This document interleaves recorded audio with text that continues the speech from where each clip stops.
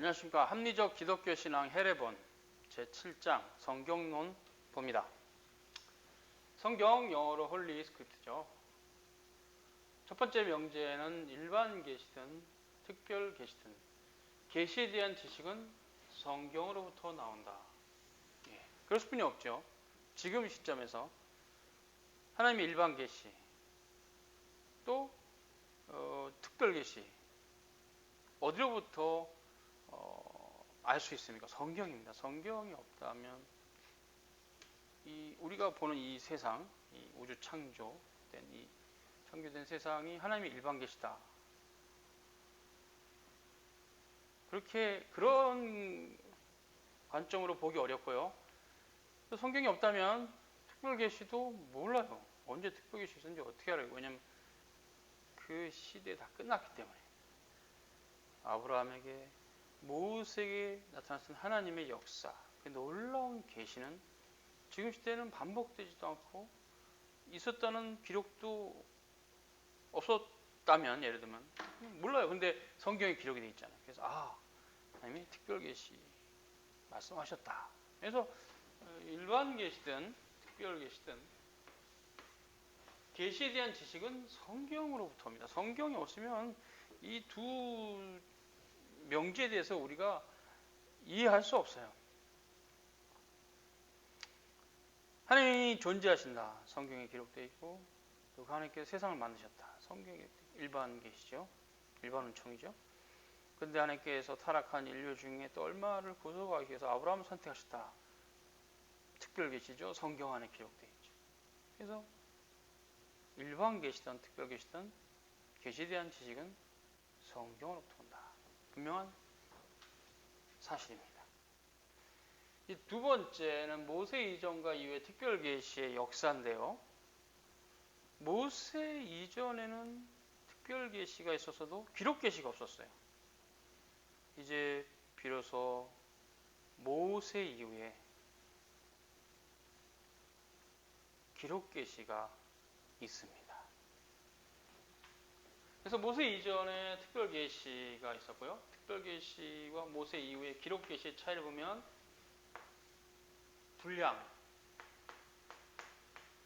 분량으로 치면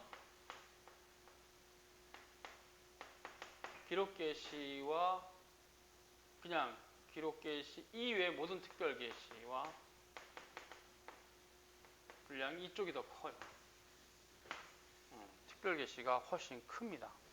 그래서 뿐이 없는 것은 여호와 하나님께서 아브라함에게 구체적으로 무슨 말씀하셨는지 기록 계시에는 없어요.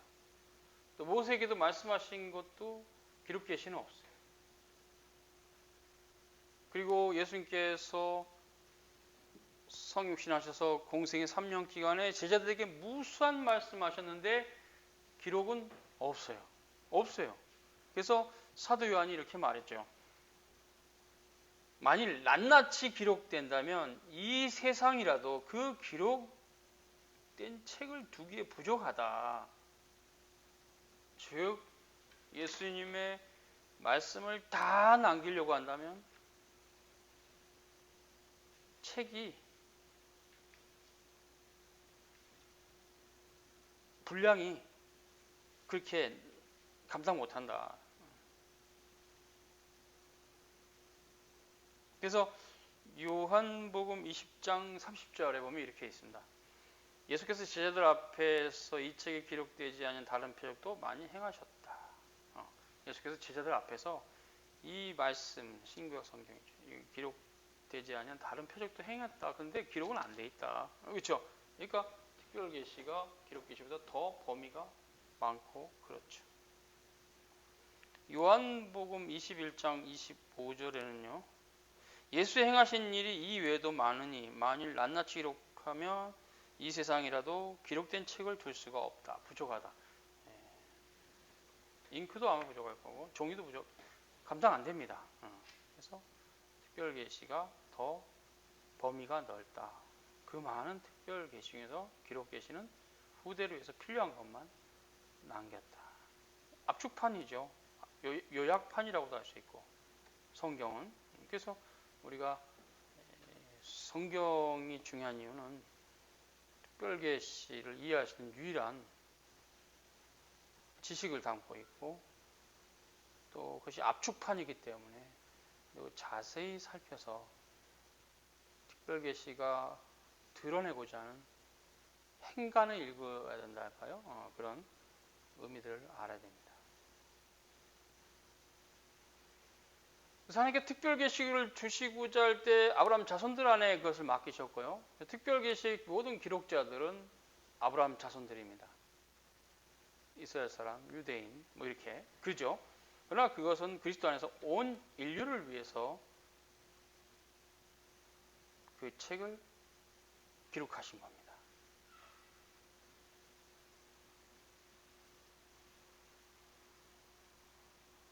그래서 계속 계시된 그 특별 계시가 오류가 없이 영속적으로 후대에 보존되는 방식은 기록 외에는 없었어요. 그래서 모든 오류로부터 계시를 보호하고자 기록 계시가 발생한 겁니다. 그래서 성경은 하나님의 보호하심 아래에서 하나님의 말씀으로 기록으로 남게 된 겁니다.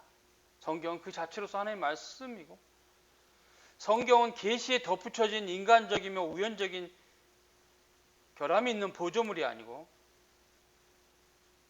계시의 성취이며 모퉁이 돌이다 이렇게 바빙크는 말하고 있습니다. 성경의 자증성, 이 자증성이란 개념은 뭐냐면요, 성경이 스스로 말씀하는, 성경이 하나님의 말씀. 우리가 고대 아주 복음을 무사가 쫙 꺼내면 그 복음 자체가 복음이라는 것을 보여준다, 뭐 이런 얘기가 있는 것처럼 성경의 자증성은 바로 그겁니다. 성경 자체가 증거한다. 그때 성경이 하나님의 말씀이라는 내적 증거는 여러 군데 있는데 하나님께서 자주 그의 선지자들에게 계시로 선포하라 하셨으면서 동시에 이런 것은 기록하라 이렇게 말씀하셨어요. 출애굽기 17장 14절에 주님께서는 모세에게 아말렉에 대한 전투와 승리에 대해서 기록하라고 명하셨어요. 그래서 기록한 거예요. 그게 남은 겁니다. 아말렉이 승리한 그 사실이. 그리고 하나님께서 또 모세에게 이스라엘과 맺은 그 언약에 대해서 율법과 규례로 기록하라고 명하셨고 또 모세가 기록했어요. 출애굽기 24장 3절, 4절, 7절, 12절. 모세는 여호와의 명령으로 이스라엘 자손들의 광야의 여정을 기록했어요.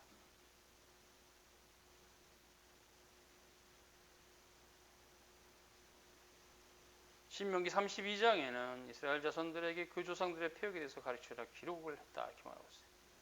둘째로 모세와 선지자들은 그들 스스로 하나님의 말씀을 구두로서 뿐만 아니라 기록으로서 선포했다는 것을 의식했어요.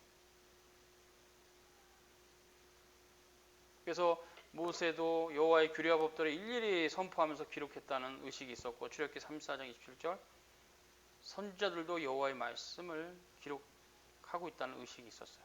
이사야 30장 8절, 에레미야 25장 13절, 30장 2절, 36장 4절. 신약 성경에도 있습니다. 내적 증거는. 예수 그리스도와 사도들은 반복적으로 구약 안에 모세오경과 이사야서와 다윗의 시편과 다니엘서부터 가져다 증거한 것들이 있고 그리고 예수님께서도 성경의 이름과 같이 구약을 말하죠. 성경의 이름과 같이 이런 표현을 통해서 구약이 하나님의 말씀을 증거했습니다. 예수님께서는 성경은 폐할 수 없다 말씀하셨고 자신은 율법과 선지서를 폐하러 온 것이 아니라 완전케 하려고 오셨다 증거하셨어요. 마태복음 5장 17절입니다. 누가복음 6장 27절. 또 사도 베드로도 구약이 하나님의 말씀이라는 사실을 다음과 같이 증거했습니다. 예언은 언제든지 성령의 감동을 받은 사람들이 하나님께 받아 말한 것이다. 이것은 사람의 뜻을 낸 것이 아니다. 이렇게 정확한 워딩은 예언은 언제든지 사람의 뜻을 낸 것이 아니오 오직 성령의 감동을 받은 사람들이 하나님께 받아 말한 것이다. 이렇게 했어요.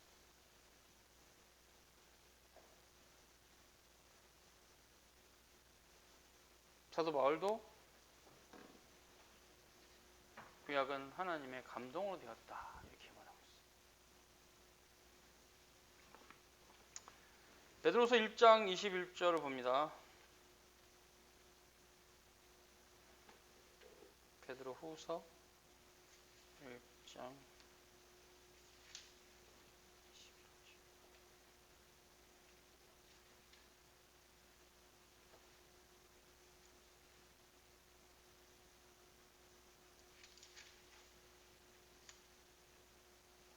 예언은 언제든지 사람의 뜻으로 낸 것이 아니요 오직 성령의 감동하심을 입은 사람들이 하나님께 받아 말한 것이다. 베드로전서 1장 10절 12절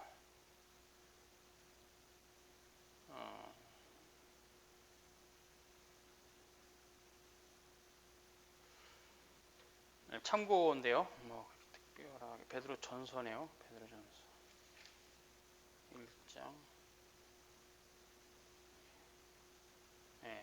봉독에 드립니다.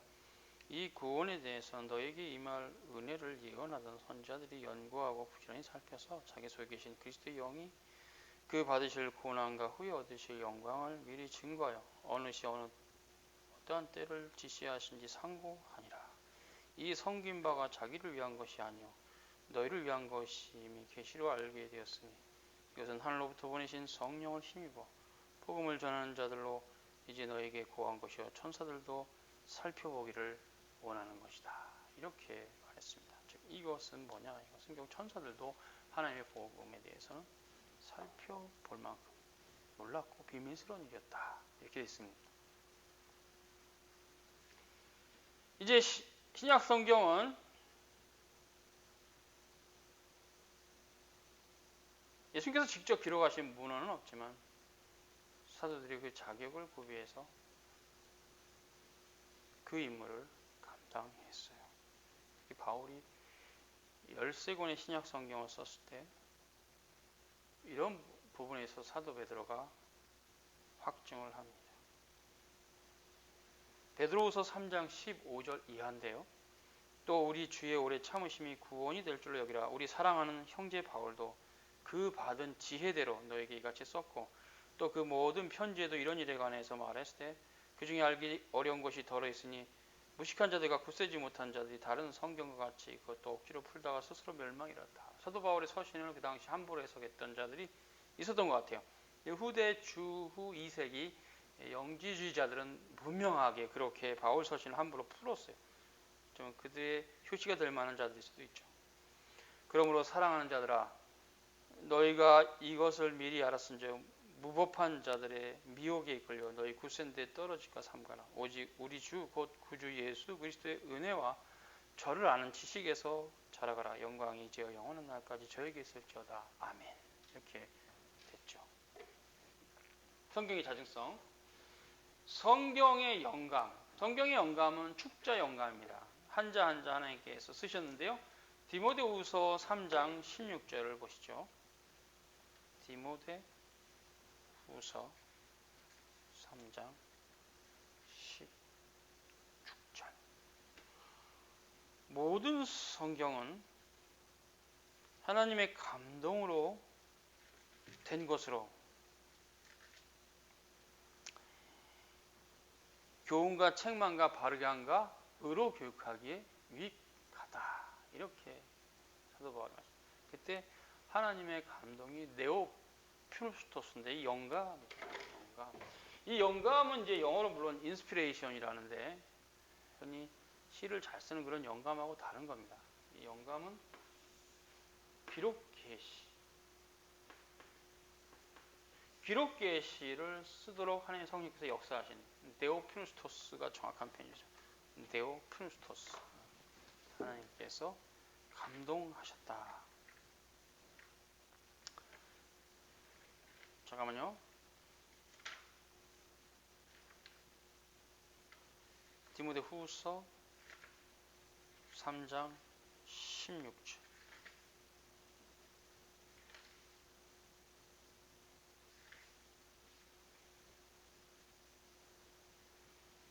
여기 있습니다. 파사 그라페 네오프누스토스. 헬라어로 네오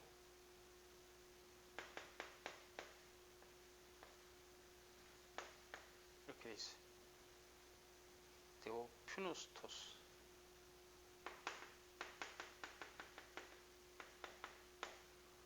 네오가 이제 원형이 데오스겠죠. 하나님. 프누스토스가 이제 감동, 영감. 하나님 감동. 축자 영감. 축자 영감이고, 특히 신약 성경은 기록 자체가 뭐 사도 바울이 오라 나는 공고한 자로다 이런 표현처럼 유기적 영감이요. 바울의 개인의 신앙의 경험을 썼는데 그것이 계시가 되는 이런 유기적 영감이 강합니다. 물론 하나님께서 이거 써! 이렇게 해서 아멘 하고 썼던 그런 기계적 영감된 부분도 있어요. 모세오경 같은 경우에 있습니다. 그러나 전반적으로 봤을 때 성경의 기록자들은 자신들의 스타일, 글 쓰는 스타일이나 지식의 수준에 따라서 글을 썼기 때문에 축자 영감이다 했을 때 유기적 영감이다 이렇게 말합니다. 이제 마지막은 이제 솔라 스크립트라 토타 스크립트네. 이거 굉장히 중요합니다. 솔라와 토타. 이게 뭐냐? 이거를 살피는 것이 또 아주 중요합니다. 솔라라는 것은 오직 성경입니다. 오직 성경. 오직 성경. 성경을 벗어나서 하나님 말씀이 없다. 이게 오직 성경입니다. 중요하죠. 오직 성경. 그러면 토타는 뭐냐? 토타는 그 오직 성경으로부터 전체가 하나로 조화를 이루는 조화, 교리를 산출하는 근거가 토타입니다. 그래서 하나님이 어떠한 주제에 대해서 하나만 말씀하셨다. 예를 들면 이신칭이 구약도 이신칭이 신약도 이신칭이 중요한 게 아닙니다. 토타는. 즉 그러므로 성경에 대해서 이해할 수 있는 하나의 주제는 구약, 신약 전체가 동일하다. 이게 토타입니다. 하나님에 대해서도 그리스도에 대해서도 다 동일하게 한 하나님, 한 구주, 한 성령, 삼일체 하나님, 또 하나의 구원, 예정론 동일한 주제로 성경 전체가 말하고 있다. 이것이 굉장히 중요한 토타입니다. 그래서 솔라와 토타는 같이 가요. 솔라만 있고 토타가 없으면 성경을 자기 마음대로 해석할 수 있어요.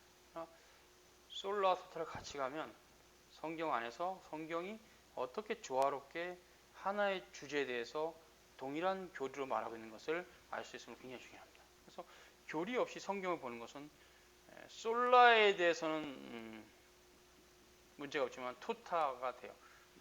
즉 토타에 문제가 발생할 수 있어요. 그래서 솔라와 함께 토타가 중요하다. 오늘 여기까지 수고하셨습니다.